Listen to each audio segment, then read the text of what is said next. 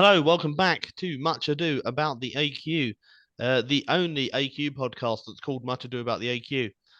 My name is Joe Payne. I am the expert to a layman, layman to an expert, and your host as ever. And as always, I'm joined by my colleague and friend, Dr. Christian Taylor, who is over there. But you can't see that because you're probably listening to us. But yes, I am joined as ever by Dr. Christian Taylor, and today we have a fantastic guest. One of someone we've been really excited to speak to. In fact, one of the leading experts on Marlowe and the AQ and his impact on the AQ. Dr. Taylor, would you like to introduce our guest? Absolute pleasure. So we're joined today by Dr. Ros Barber, poet, academic, senior lecturer in creative and life writing at Goldsmiths, three-time Hoffman Prize winner. And I thought we might get on to possibly why the Hoffman Prize wasn't awarded the other year, but maybe that's too political, don't know. Author of 3 collections of verse, novelist, and of most interest to us today on an AQ theme podcast, leading Marlovian exponent or proponent. So thank you very much, Dr. Barber, for joining us. And is it okay if we call you Ros? Please do, please do. Yes. Hello. Welcome. Welcome to my weird world. Yes. Yeah, it's broadly similar to ours, it seems. Right. So we were talking to Elizabeth Winkler last night, and I know you were on a panel with her in America recently. And you will have read her book, Shakespeare Was a Woman, I'm assuming. Yep. So in the course of our kind of discussion last night, we were getting onto the the main candidates, given that we're very much AQ focused, and we're constantly trying to winnow and sift and sort. And I don't know if you recall, but you came to the Langton in 2020. I do. At that point, I think I would describe myself as a fully paid up Marlovian, but then Alexander Waugh, and I know you've met the great Mr. Waugh and know him, and the De Vere Society kind of came on or crept onto my radar. And since then, that's all I've really looked at, De Vere. So I just wanted to give you the opportunity to, if you are happy to, outline the Marlowe theory, because it's got drowned out, I think, recently. Well, it's always, say always, in the last century or so, it's always been behind, I would say, the Oxford theory. The Oxford theory has got way more fans and big societies and money, even funding behind it, big conferences, and poor Marlowe cannot compete with Oxford. What you get growing up working class in Canterbury, isn't it? Yeah, it's hard, isn't it? Yeah, but okay, let me summarize it, I guess. I came in through the Marlowe theory. I'm obviously very familiar with all the major candidates now, as I'm Director of Research at the Shakespeare and Authorship Trust. And, our mission is to try and get the authorship question taken more seriously in academia and in mainstream media. So we're not specific candidate focused, and the Board of Trustees represents a number of different candidates, but we're all sort of open to and looking at the evidence. But obviously I'm sometimes asked to represent Marlowe, and I still favour the Marlowe theory, although I'm conscious that Oxford's case is a good one. And I have many Oxfordian friends, and in fact I was just presenting at the Shakespeare Oxford Fellowship Conference in New Orleans. So I was presented a paper there and was on a panel there with Elizabeth Winkler. So Marlowe's case is, to my mind, is strong because he has the best writing chops, as a writer. And it's interesting that I know other writers also like the Marlowe theory. Ted Hughes was a fan of the Marlowe theory, for example, who was our poet laureate for a while. He has a record of being able to write like Shakespeare, which nobody else has. There's no one else who can dish up evidence of genius level blank verse drama, English history plays, poetry of an appropriate quality. He clearly knew languages, which we know the author did. He translated Ovid out of Latin. His recognized canon has sources that are French, for example, and we know there's French sources in the for the Shakespeare canon. And he had this double life as a spy, which means he was able to travel in a way that a lot of people of that era, and certainly people of his class, would not have been able to do. Potentially, we know he was in Flushing, so we know he was on the continent. He was arrested there when he was betrayed by a double agent. And of course, we can't track his other movements on the continent, but he clearly was able to travel, and travel surreptitiously. Also, there is the fabulous synchronicity of timing, which is that 2 weeks after his extremely suspicious apparent death in Deptford, which the veracity of it, of the inquest document, is actually doubted by a large number of orthodox scholars who don't think he wrote Shakespeare, but they think that the official document, which was an inquest conducted by the Queen's own coroner, is a lie. They're quite happy to accept that that was a lie, right? But they think it was a cover-up for an assassination. But there are bits of evidence that don't fit with that either, which I can talk about. But the fact is that 2 weeks after Marlowe's apparent death, the name William Shakespeare appears on a literary work for the first time. Prior to that, there are no plays with the name Shakespeare on. There are no poems with the name Shakespeare on. And the poem, which is an epyllion, which is a long narrative poem, is very similar in its approach to Marlowe's poem Hero and Leander, which is also an epyllion, which he wrote around the same time, although it was published later. It was probably actually written later because it was left unfinished. So it's probably the follow-up. If you see the canon as a whole canon, I'm just working on that basis. I'm not saying that's true, but if you see it as a complete canon, if you see the works as both being by Marlowe, Hero and Leander is a follow-up to Venus and Adonis.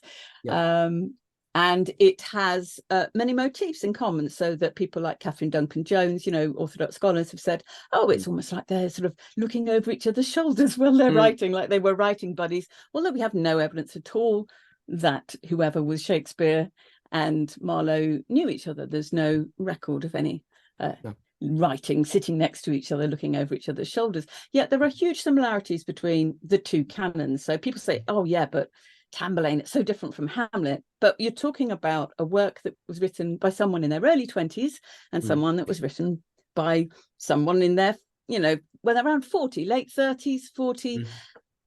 People develop. I'm a writer, I know. My early works and my later works are not comparable. People's styles change. They, their writing practice deepens. And the late works of Marlowe and the early works of Shakespeare are almost indistinguishable. People, for example, say Titus Andronicus, isn't it really Marlovian? They want to date it much earlier because they can't really believe that it was written in 1594. And yet it has interestingly, the same themes coming out. We know of it from 1594 as the rape of Lucrece, a woman being raped and silenced, and the same motif of the silenced, the silenced woman relating to the motif in Ovid, transforming into a nightingale. I took that in the Marlowe papers as being Marlowe's response to being silenced and sent into exile. It's like writers do write works that have themes connected to the experiences that they're having, and they use them to process emotional stuff. So the sonnets fit very well with Marlowe. The identification of the rival poet as George Chapman is extremely strong for Marlowe, because George Chapman was independently identified by non-Marlovians, and the only reason it didn't hold water is because they couldn't link him to Shakespeare. But he is in a triangular relationship, as the writer of the sonnets describes when he's talking to the person he's addressing. He talks about your two poets. They shared a patron. So the patron is Thomas Walsingham, and it talks about the by spirits taught to write. George Chapman claimed to have been guided by the spirit of Homer when he was translating the Iliad. So, you know, there are various things that make the case very good, in my view. And he also had the best reason to hide his identity, because he's meant to be dead. And if you fake your death, you can't carry on writing. He had the means, the motive, the opportunity to escape. He was arrested for a very serious matter that would have likely led to his death, torture and death, probably. But he was working for the government, so he had the means to disappear. And it wasn't that difficult to disappear in Elizabethan England, especially if you went on the continent when there wasn't a lot of continental travel. There were no photographs, there's no DNA fingerprinting, there's no, you know, photographic passports. You can't trace someone with their credit card. You travel a few hundred miles away to northern Italy, you're hard to find. And we know, don't we, from the records at Cambridge, at Corpus Christi, that the Privy Council and Walsingham had already intervened to secure his MA. Yeah, that's right. So we know he was working on, as it put in that letter, on matters touching the benefit of his country, and His Majesty, you know, did not want people meddling and, you know, meddling in his business, basically, because he had been in service of the Queen at that point. And the whole issue with years later, I mean, that was 1587.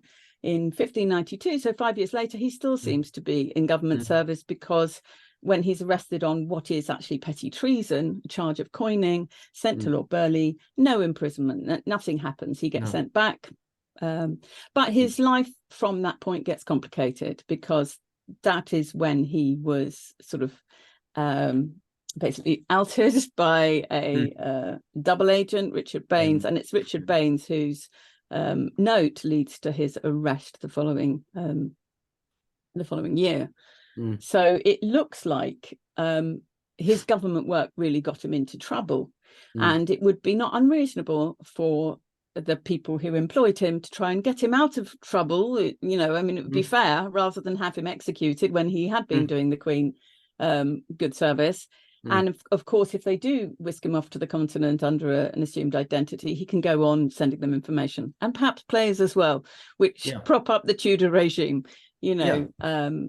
So there's the juicy detail of Thomas Walsingham's will, isn't there, as well? Because he leaves quite a large sum of money to a scrivener who wouldn't otherwise have been mentioned in a nobleman's will. And the supposition is that the scrivener had been, you know, receiving the packages from Ravenna or Northern Italy or wherever it is, and maybe, you know, kind of copying them out to disguise Marlowe's hand, because an author's hand, as in their handwriting style, was very distinctive and singular. So there are so many kind of juicy, suggestive kind of details. Yes. I mean, and also, for example, one of the details around his death is Robert Poley. Robert Poley was, according to government documents, carrying letters in post, which means, you know, in haste for the Queen. He was only, well, supposedly the murder happened in the Verge, which is 12 miles from the Queen's person. He supposedly had got these letters on him, and he was only 12 miles from the Queen's person, but it took him 2 weeks to deliver them. And yet when he was paid, it says for the whole month prior, he was in the Queen's service all the aforesaid time. You know, he is said in documents, in government documents, that he knows all the secret ways into Scotland. He knows the ways in and out of places, basically. And Kidd, when tortured, said that when he last saw Marlowe, he said he intended to go to the King of Scots. So whether or not Marlowe intended, you know, went to Scotland, or whether because that was outed, you know, the torture got that out of Kidd, he thought, well, let's not go there, let's go somewhere else. Maybe Scotland's not really far enough away, you know. The point is, there are a lot of interesting and rather dodgy things around Marlowe that make the case plausible. You know, people like to sort of just go, well, he died in 1593 and that's the end of the story. It's like, well, the evidence around his death is completely independently suspect. And that's really interesting. You know, that does leave the door open. And we do have the issue of the writing style, which is profoundly important. And I will say, I'm constantly approached by people, I've had two in the last 2 weeks, with new candidates Yep. And one of the things that is just left out, like it doesn't matter, is can this person actually write? Mm-hmm. Is there any evidence that they can write? This is genius level writing that has survived 400 years. It hasn't survived 400 years for no reason. You know, we're not really big on putting Ben Jonson on, and he was considered a good writer at the time. This is really profoundly good writing. Do any of these other candidates, you know, where's the evidence that they could even sling a half decent poem together? There's not many of the candidates that actually have that. And Marlowe has genius level writing already there. He has evidence that even at a very young age, he could write extraordinary things. He's the person who essentially invents the Shakespearean soliloquy, because prior to Faustus's, you know, soliloquies in Elizabethan plays weren't used that way. They weren't used as a sort of psychological, you know, insight and window into the person's mind. They were used to just give some clumsy exposition, a little bit of backstory, so we didn't have to do a scene, you know. In rhyming couplets, Yeah, I mean, I mean, this is Hoffman, isn't it? Because obviously you've won the Hoffman Prize, which is kind of curated or hosted by King's 3 times. And I think that's a remarkable achievement given some of the politics involved. I probably won't delve into those, but Hoffman, who instituted the prize, that's where his journey began, isn't it? He was looking at the pampered jades of Asia reference in Marlowe and how that kind of morphs into a line in Shakespeare. And I've noticed, I mean, I think Joe's experienced this as well. When we've been teaching Hamlet from the Arden edition, and you look at a footnote and it's saying this line also appears in Edward II or Tamburlaine Part 2 or something like that. And you're thinking, well, what's the logical deduction from that? It's either, you know, the anxiety of influence, that thing, or it's something more compelling, but they never want to touch upon it. But yeah, as you say, not only do we have a man who can write, but he sounds, you know, late Marlowe sounds like 1593 Shakespeare, and so forth. So it's quite compelling. Shakespeare quotes, let's say Shakespeare quotes Marlowe a lot, right? Shakespeare does quote other people as well. So the parallelisms is not the strongest argument. I mean, you look at it and you go, wow, that's amazing. There are so many, and there really are. And he really quotes Marlowe more than he quotes anybody else. And he seems upset. And even, you know, people like Stephen Greenblatt, other commentators, they notice that he's particularly obsessed with Marlowe. You know, undoubtedly he is. And it never leaves.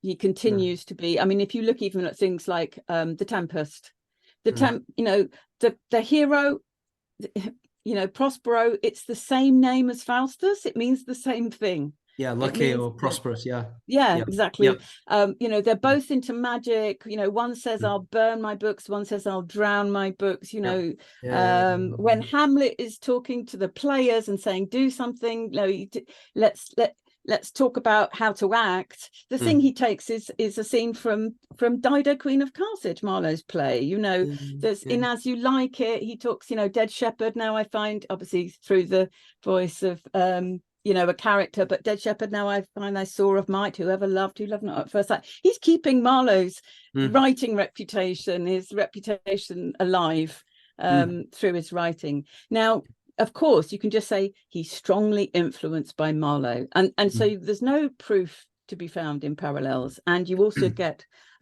people like Dennis McCarthy, who put forward the North theory, Thomas North theory. You know, he says there's parallels with North. You know, the point is that Shakespeare studies texts. Shakespeare absorbs things and appears to either has got the best commonplace book in the world, and you know, wouldn't it be great if we found it, but probably destroyed, or just an extraordinary memory. It's just an extraordinary memory for words, you know, and phrases, and things just stick in that head. So you can't use parallels as sort of, you know, it doesn't unfortunately prove anything, because it could just be influenced. But, you know, Shakespeare is obviously extremely tied in with Marlowe, influenced to the nth degree, you know, more than like no other writer has had the impact on Shakespeare that Marlowe has, and orthodox scholars recognize this, and whole books have been written about it. You know, and you can just see the whole canon as one single canon, because there is this movement, for example, away from very rigid iambic pentameter into looser iambic pentameter and more enjambment and more feminine lines. And it's a very smooth graph. If you take the obviously the dating of the plays, all the plays of the period is slightly up for grabs, but if you do everyone's, you know, agreed best guess on the Shakespeare canon, and you map things like feminine line endings or enjambment on a graph, and you put Marlowe's canon there at, you know, where that's meant to have been written, you see this smooth development of style. So so on the like an interlinking question, so the textual parallelisms aren't definitive, but, and I know that you spoke about this when you were at the Langton, but given that because I forgot this, but your first degree and your background is in science, it's computer programming. So what do you make of the possibility of a kind of a Mendenhall stylometrics but improved model to determine authorship? Has that got any value? Well, one of my Hoffman winning pieces was exactly that. It was called, when it got a prize in the Hoffman, it was called Big Data, Little Certainty. It then went through quite a lot of changes as I went through the process of aiming to get it published in a peer-reviewed journal, and it ended up being called Big Data or Not Enough, which was really because I drilled into the methods of the New Oxford Shakespeare, who've been doing a more advanced kind of stylometrics, computer-based stylometrics, using some, you know, fairly complex maths, and they lean on several different things, but that mainly these two different algorithms. One's called Zeta and one's called word adjacency networks. So my programming background came in handy at this point. And there's also a mathematician called Pervez Rizvi who's been drilling into that quite separately. And I have to say, he's a Stratfordian, but he absolutely takes these things apart. The methods are not scientific. It looks great. You know, if you're you know,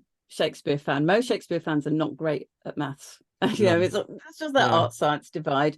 And they see something that looks a bit scientific, it's got figures, it's got graphs, and they go, wow, that's impressive. And they're easily persuaded, which is unfortunate, because it is pseudoscience. It's definitely pseudoscience. It's really poor. The major problem, well, with the method that I wrote about in the published paper, I originally dealt with both of them, and then I broke the word adjacency networks paper off, and that's been separately published. They're published in peer-reviewed a journal called Digital Scholarship in the Humanities. But the Zeta method, for example, the method they claimed that they could use this method to separate Marlowe from Shakespeare with 99% accuracy. As soon as I saw that figure, I thought, really? Because I know a bit about computing. And I remember even before I started learning programming, garbage in, garbage out, fundamental rule of programming. So there's always human beings actually doing the programming and deciding what the data sets are and things. So I had a look at how they actually did that, and I set up my own test environment at home. I got Pervez Rizvi to help me because he had already done the same thing. So I wanted to make sure that it was mathematically sound, because it's been an awfully long time since I've done maths. I have to say, I did a little bit in my degree, but it was a long time ago. But yes, he actually had he had written the software that would do what it was that they were doing. So I got that from him, and I set up the test environment, and I ran a whole bunch of tests, because what they hadn't done is various interesting kind of control tests. So I thought, well, one thing that's clear is Marlowe's canon is very skewed genre-wise, and the method they use is very affected by genre, because they're using what you call lexical words, meaningful words, not the function words. So if you have something that's a romance, it's got very different vocabulary to something that is tragic or a history, right? And I started looking and seeing at their results and going, oh yeah, so they're finding that the plays of Marlowe's with lots of battles in are really well matched with the Henry VI plays that have lots of battles in them. And I looked at what were their top matching words, and it was like arms and army and field, as in battlefield. You know, I was like, okay. So knowing that Marlowe's canon's very genre skewed because it's basically histories and tragedies, and although the Jew of Malta is a farce, I mean, the interesting, the Jew of Malta is a farce, and because of that, it doesn't test well in their environment, and they can't get good results with it. And they go, well, it's just an anomaly, so we'll ignore that. And of course, under these conditions, you would never say that Marlowe wrote any of Shakespeare's comedies because they're just using different language. Anyway, I thought, well, what if I did what they did, used a small canon, even because Marlowe's canon is 100,000 words approximately. Shakespeare's obviously much larger. And I had an inkling that the data set size probably wasn't big enough. So I thought, well, what if you even take not even a skewed canon, but take 100,000 words out of Shakespeare's canon and even just make it just a tragedy. So I took 100,000 words out of the tragedies of Shakespeare's canon, but not Hamlet, the other tragedies, right? And I made that the data set size. And then I tested Hamlet against that and against Marlowe to see if it would recognize it, because it should recognize that as Shakespeare's, right? So using the same method that they used, that it didn't recognize Hamlet as Shakespeare's. Okay, well, so you know that that's a bad method then, because it should, that's the control test, and they didn't do those kinds of control tests. No, they didn't say, well, what if we use that data set size? So the data set size are not big enough. No, Marlowe's canon cannot be big enough, and you know, to determine authorship by this method, and it's genre skewed, which also causes problems. The other methods also need more data. And basically, there are no other writers apart from Johnson and Shakespeare who have large enough canons for these tests to come up with meaningful results. So unless you're trying to show that Johnson wrote the works of Shakespeare, you're barking up the wrong tree. Yeah. And that's the only theory we've not heard. I expect to hear in the next year. I'm sure someone is going to send it to me. My Twitter feed is full of people proposing other candidates, and it's kind of, can you ask Elizabeth this, and what does Ros think about the other, and you know, in anticipation of tonight. And it was the Baconians, so I just thought I would appease them somewhat, because there's a very kind of resurgent Baconian voice. Certainly, I know you're on Twitter or X. And I've had lots of people contacting me and Joe about, you know, the Baconian theory and particular books. We had a chap called, let's do the shout out, Joe, Dr. Gary. I'll look up his name and I'll tell you. I think it's Dr. Gary Clark, and he's had a work on Bacon. Yes, actually, I know. Yes, I know who you're talking about. Barry. It's Barry. Oh, is it Barry? Sorry, right. I've just, oh dear me, that's terrible. Sorry, terrible. Sorry, forgive me, Dr. Clark. Yeah. But I will make atonement, because I did actually buy the book today, and we do hope to have you along. But what is the in your view, the strength of the Baconian case? Because it seems to hinge on things that aren't stylometric and they're not necessarily textual. It's to do with ciphers, codes, and things that, you know, like gematria linked numerology kind of things that we know Elizabethans were heavily invested in. Is there any case for Bacon? I have I would say I think Bacon is involved in the production of the first folio, not necessarily as an author, possibly as an overseer, as an editor, as someone who's involved in the project. And I've read Barry Clark's work, and I think there is a case to be made for Bacon's involvement as an editor in that way. You know, we don't have the pure text, we don't have the authorial text. You know, half of the plays we only have the folio versions. Other ones we have, you know, we have quarto versions, and we can clearly see that the folio versions are changed, they have been edited. were they edited by the author? Were they edited by other people? How, you know, how many hands are involved? You know, were they rewritten by the companies they had? What state were the manuscripts? That I have to tell you, I think Ben Jonson had. I think Ben Jonson is also involved in the project in a kind of hands-on, fiddling with stuff kind of way. But he's, yeah, Bacon. It is interesting. I will say, I know Peter Dawkins quite well, lovely man, and the Freemasonry stuff goes really deep. Every time I hit it while I was studying my PhD, and I'd find myself going down that rabbit hole, I go, no, I can't go there because literally I can't. I've got to finish my PhD, and I still can't go there because it's not part of my central mission is to get this taken seriously in academia, and academia does not like ciphers, codes, and things like that. It's not where we work. There is a journal of cryptology or cryptography. And interestingly, one of the people presenting at the SOF conference recently, Lar Colombo, is attempting to get something published in there, but it's not a Baconian thing, I have to say.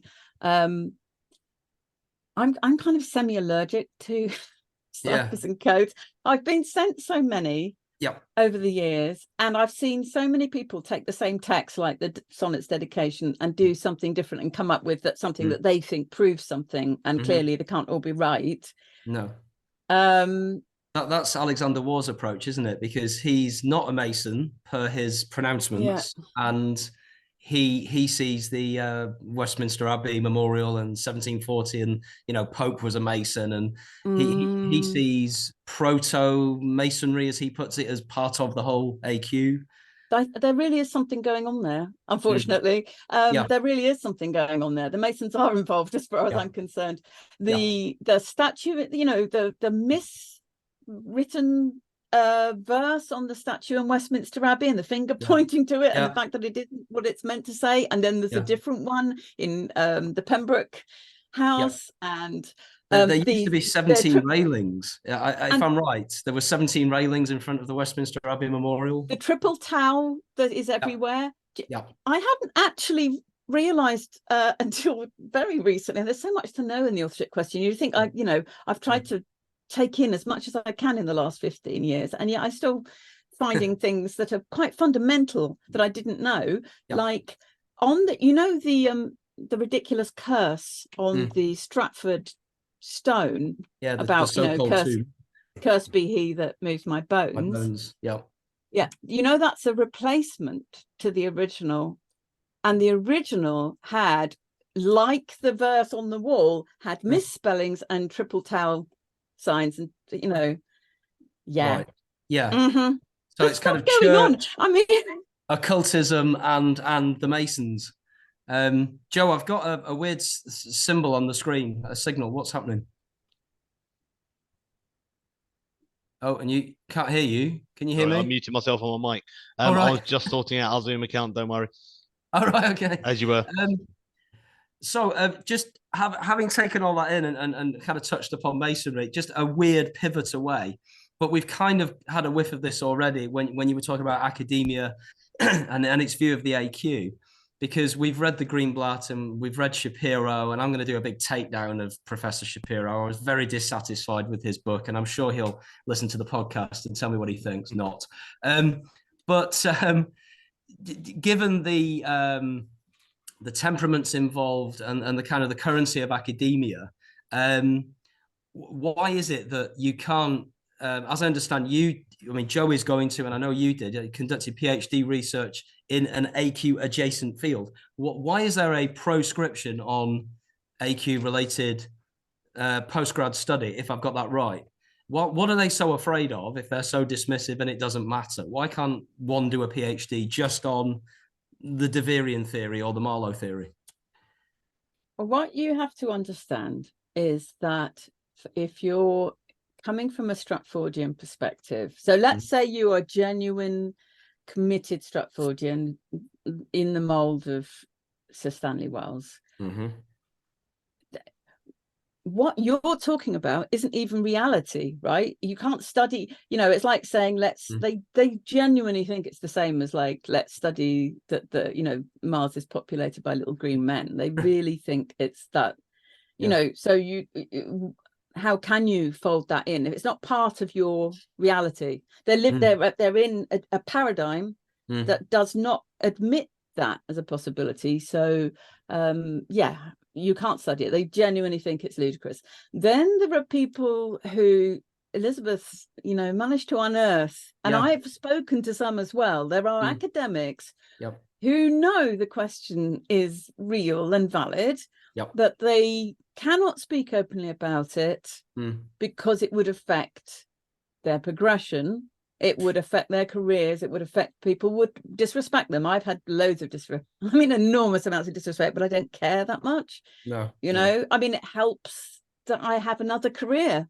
I'm not a career academic. If everything was keyed to this, I probably would have to be silent as well, because you don't want to ruin your career. You don't want to stop your speaking opportunities, your conference invitations, your ability to get published.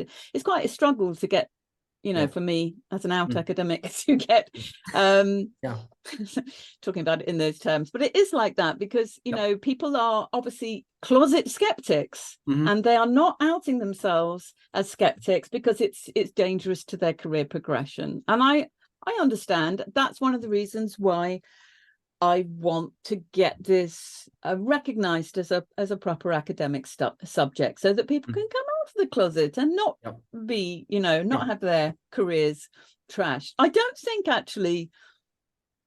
it's as bad as people think it is or would be, because it has shifted. It is shifting.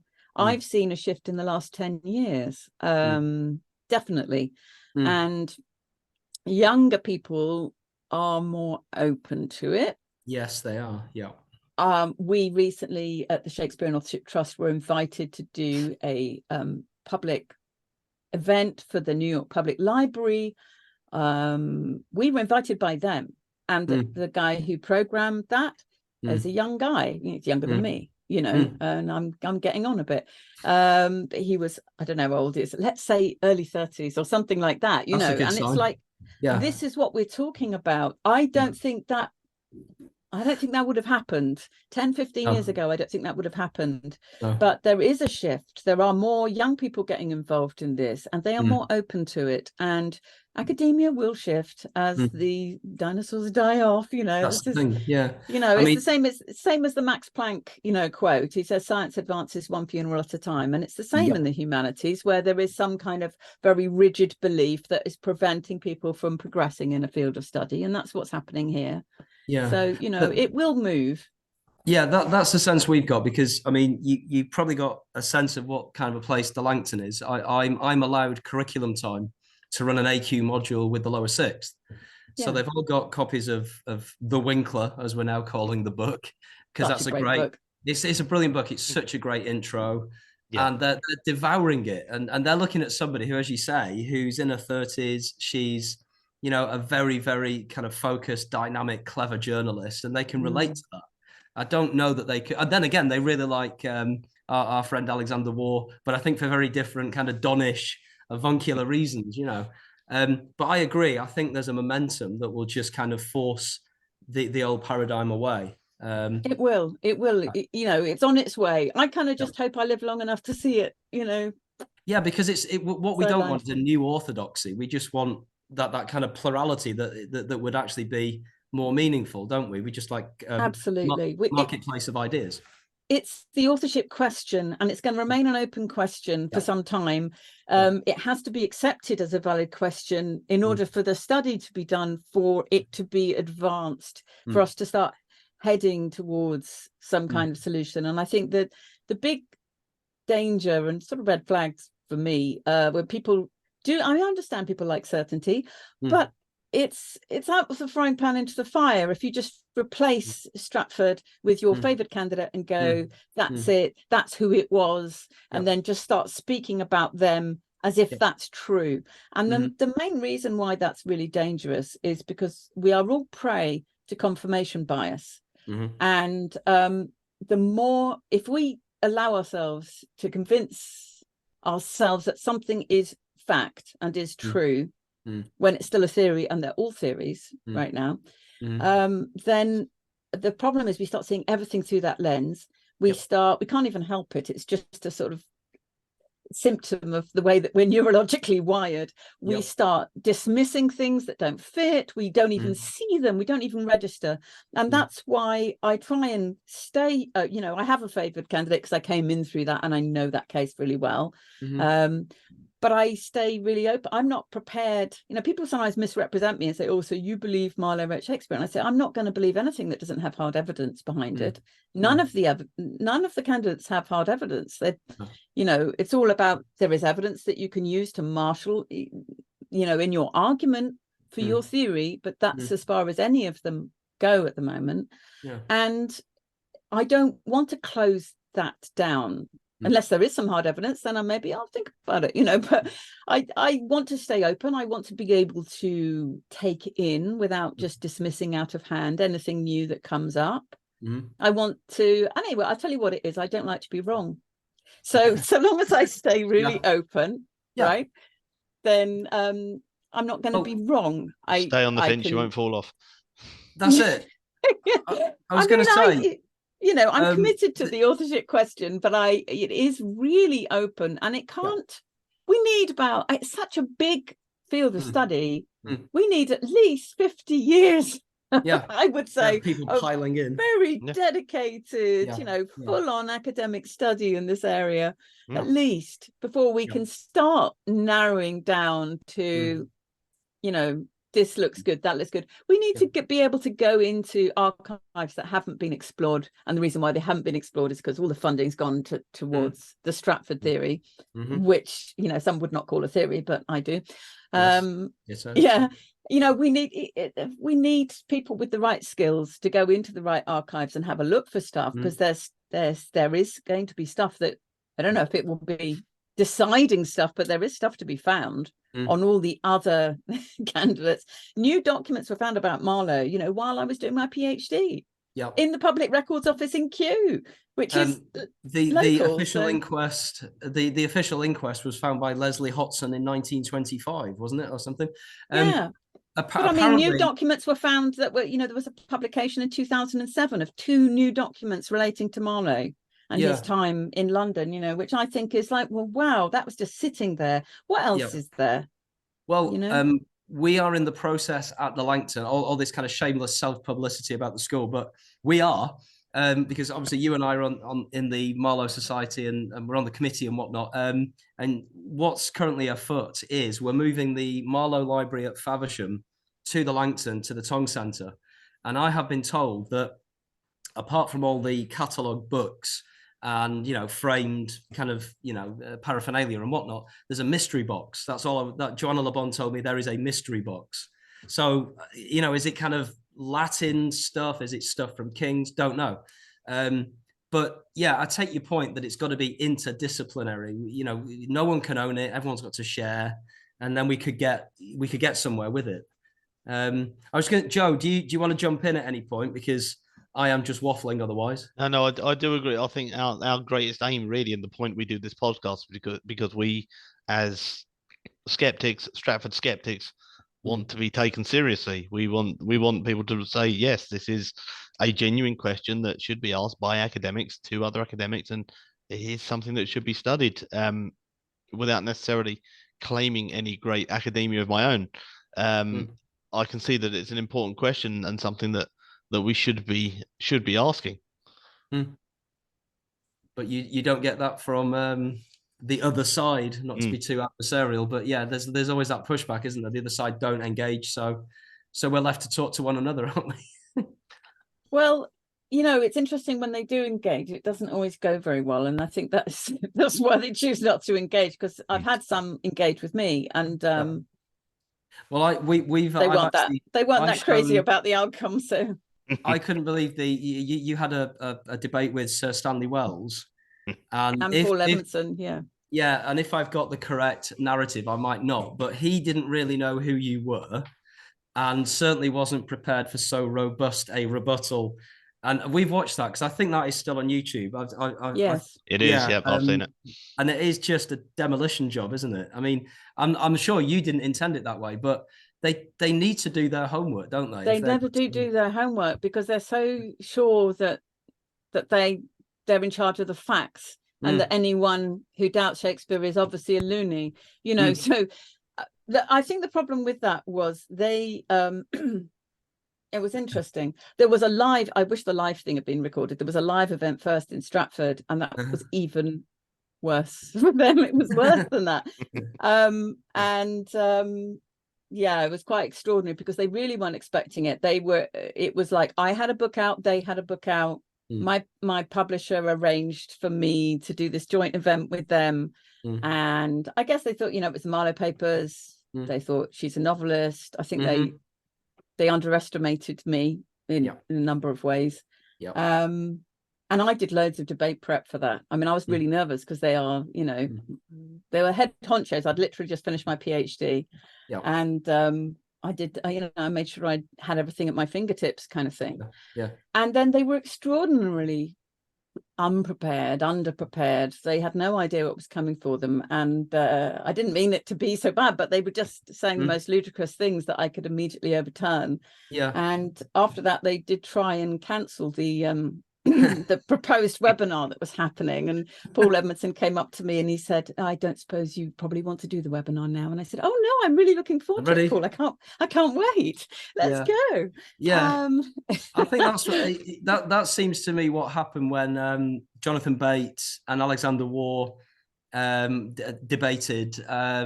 Again, I'm not trying to kind of trash talk or ad hom the other side, but I did get the impression that they were offering, you know, like the Robert Greene Groatsworth of wit defense. I mean, Jonathan Bate just offers the same old stuff. And it's like, because he hasn't read any non-Stratfordian answers to it. So he just keeps coming up with this stuff that's so easy to knock down. And in that debate, I was in the front row. He mentioned as well, because I'd recently published the Warwickshire dialect paper in which I'd completely trashed that argument from the Stratford Brilliant side. That well worth a read, by the way. And I've read that. He came up with he tried to do more of it, even though it was so obviously rubbish. And he came up with 4 new words and phrases that I hadn't included in my paper. And I just thought, wow, this is ridiculous. So I then published a follow-up article in Notes and Queries, taking those apart as well. And I included the fact that David Crystal, who is considered to be, you know, the current real Shakespeare language expert, had written to me after the publication of the Warwickshire dialect article and congratulated me and said, you're absolutely right. So it's like, well, you may not believe me, but I think you're going to have to believe David Crystal. You're really going to have to drop this one now, you know. Most people would concede.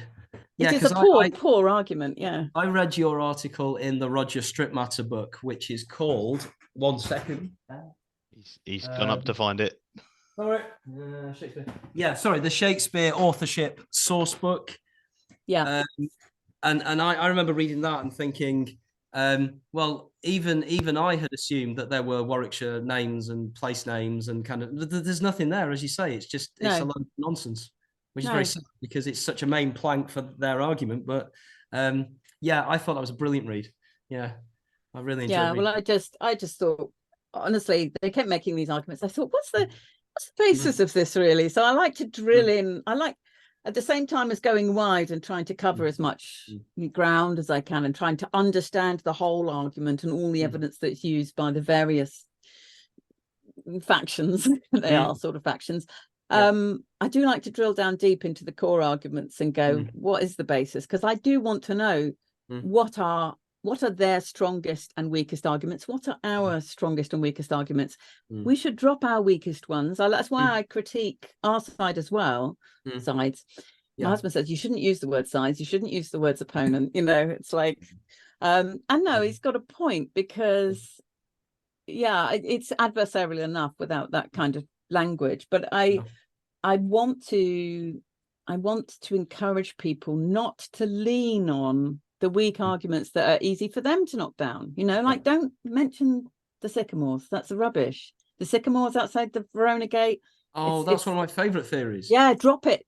Drop it. Because Yeah. We right. have we several things. The trees outside are not sycamores, they're plane trees. They were planted in the 1980s, and they're planted in the 1980s. They're maximum 40, 50 years old. And we also have a drawing of Verona from the period that clearly shows no trees outside the gate, none.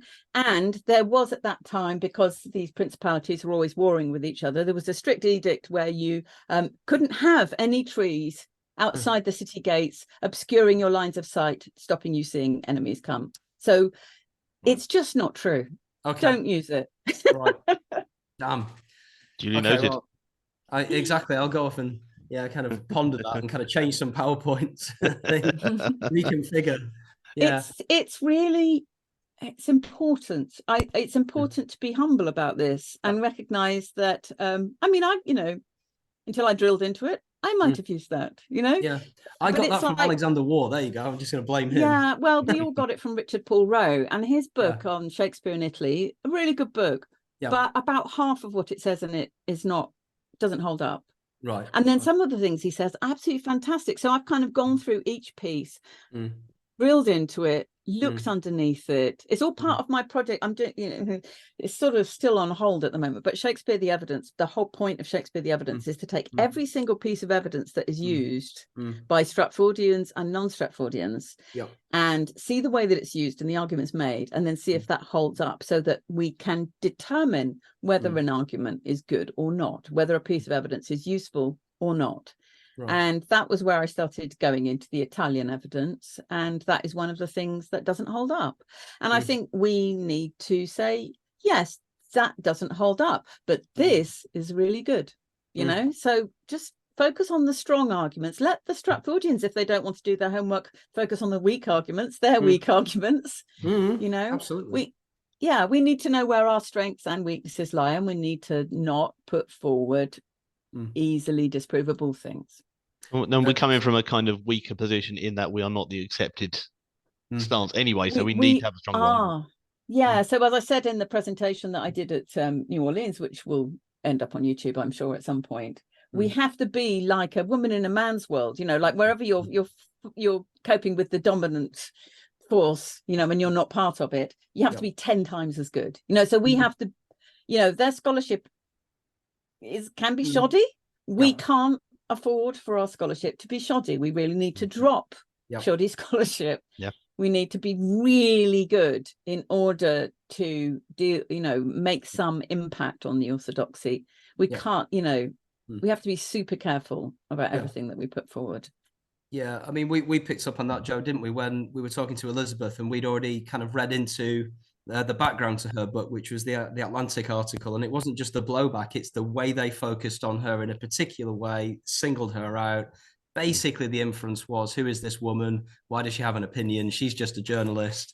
So that's before you have to deal with the AQ related bias as well. And I hope we've been some kind of corrective this week, because we've had two fabulous, strong female voices on the podcast, because otherwise it's just two middle-aged white guys talking. So we are conscious of that. Two middle-aged white guys talking about a load of middle-aged white guys. And we could probably get away with some fairly shoddy sycamore-related references, as we no doubt did. Joe, do you want to leap in, because I think we're nearing the end? Do you want to do any housekeeping? Housekeeping-wise, I would be remiss if I didn't ask. My year 12s would kill me if I didn't ask. We're teaching material, one of your fine works, to our sixth formers. It's on the EdXL syllabus. Is there anything about? I know I'm putting you on the spot here a little bit. Is there anything about that poem that I could chuck into a lesson that they might not know or might not have thought necessarily of? And I know I'm very much putting you on the spot here. I don't know what they know or have thought of, or have thought of, and I've seen quite a few here and there people talking. I watched some videos where people break down that poem. It's kind of interesting to me, because I go, oh really? Okay. Sometimes they say things that I think it's a good observation, and I had no idea it was in that poem, and other times I think no, that's not. I don't see it that way, but I don't know. What's really the most outlandish theory you've heard about it? Oh, I can't even remember. I dropped the outlandish theories. I only remember the good stuff. But There's a lot on you know, YouTube. it was, you know, I wrote it in, it was the first poem I wrote after my mother died, and I hadn't written for some time, and I had a bit of a block about writing because my mum always used to give me feedback on my poems, and she was the one person in the world who was interested from an early age in what I was doing. In fact, I was basically writing poems to impress my mum. You know, that was really the whole campaign, become a poet so that my mum would like me. And then I couldn't, then she died and it was hard to write, and I wrote it on a walk, which is why it has that I write a lot of stuff in pentameter, obviously, and that's why the Marlowe papers is all written pentameter, but you can't walk in pentameter. No, you walk in tetrameter. So my mother was a hanky queen when hanky meant a thing of cloth, not paper tissues bought in packs, and you know, it's, yeah. So I was actually just on a walk, and the first line came to me, and then the next line came to me, and I was walking, and I thought, okay, quick, write this down. Don't get it. could we get away with calling it ambulatory verse? You sign off on that, because you know, our year 12, they're hyper academic, and they like. Thank you. Right. Yeah, duly noted. You do that. Yeah. Can I just? I've got a very strange kind of fan-based comment, which won't mean anything at all per se, but we've got a member of the team here in the English department called Hannah Smith, who gets your newsletter, and she's read your recent novel. Well, was it a novel? I haven't, daringly, I'm admitting I've not read it. I know it's about a female pirate. I have read the Marlowe papers and whatnot, but yeah, she just wanted me to convey to you her great passion for your work. She was too shy to come on, and she's got a little girl, and she was picking her up and whatnot. But Hannah Smith, I have now mentioned you to Ros Barber. She literally was, and there was a door at the back of this classroom, and she was waving at me through it when I first got on the call. Oh, well, thank you, Hannah. I'm really glad you like my work, and it's nice that you're on my newsletter. Yeah, she sends a newsletter on to everybody, so that's how I knew about the last novel. That's in your Twitter feed, which I do follow. Yeah. Okay. So with that, thank you ever so much, Ros, for taking part of your evening out to speak to us, and for continuing to educate our future generations on the AQ. We are doing our little bit, and you're obviously doing so much more than us two dullards on this podcast. We really do appreciate your time. Thank you ever so much for coming on. Thank you so much. Take care. And thank you as well. Yeah, good luck with your next project. As always. And I'm waiting for the bell. Oh, the bell. Hang on a second, because I didn't have the bell at home, but I have the bell here. Cheerio. Thank you very much, Ros. That's just how we end the episodes. Yes, I'll end the recording.